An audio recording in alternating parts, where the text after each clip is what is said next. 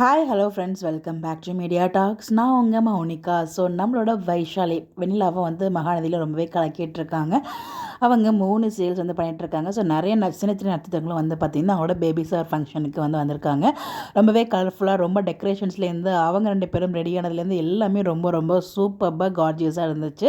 So நம்ம எல்லோரும் எதிர்பார்த்துட்டு இருந்த அந்த ஒரு அப்டேட், மகாநதியிலேருந்து யார் வருவாங்க, எப்போ அவங்களோட அப்டேட்ஸ் கிடைக்கும் அப்படின்னு சொல்லிட்டு தான் ஃபைனலாக நமக்கு தாத்தா கிட்டேருந்துமே அப்டேட்ஸ் வந்து கிடச்சிருக்கு. தாத்தா வந்திருக்காங்க. அப்புறம் வந்து பார்த்திங்கன்னா நிவின், குமரன் அண்ட் ஷாத்திகா, இவங்க 4 பேர் தான் வந்திருக்காங்க. தாத்தா வந்திருக்காங்க. தாத்தா, நிவின், குமரன் அண்ட் ஷாத்திகா, இந்த 4 பேர் மட்டும் தான் வந்து மகாநிலேருந்து நமக்கு வந்து இப்போ அப்டேட்ஸ் கிடச்சிருக்கு. வீக்கா வரல, கங்கா வரல. ஸோ மேபி அவங்களாம் வந்து நமக்கு அப்டேட்ஸ் கிடைக்கல, இல்லை அவங்க வரலையா நமக்கு தெரியல. தாத்தா கிட்டே இந்த ஒரு 4 அப்டேட்ஸ் மட்டும் தான் வந்து கிடச்சிருக்கு. பட் எனிவேஸ் ரொம்ப ரொம்ப ஹாப்பியாக இருக்குது. எனக்கு தெரிஞ்சு வீக்கா வந்திருந்தாங்கன்னா எனக்கு தெரிஞ்ச அப்டேட்ஸ் கிடச்சிருக்கும். ஒருவேளை வரலையே, வர முடியாத சுச்சுவேஷனாக நமக்கு தெரியல. ஸோ அப்டேட்ஸ் கிடச்சா கண்டிப்பாக ஷேர் பண்ணுறேன். ஸோ ஃபைனலாக நம்மளால் எதிர்பார்த்துட்டு இருந்தால் அந்த மகாநதி ஆர்டிஸ்டோட அப்டேட்ஸுமே நமக்கு கிடச்சாச்சு.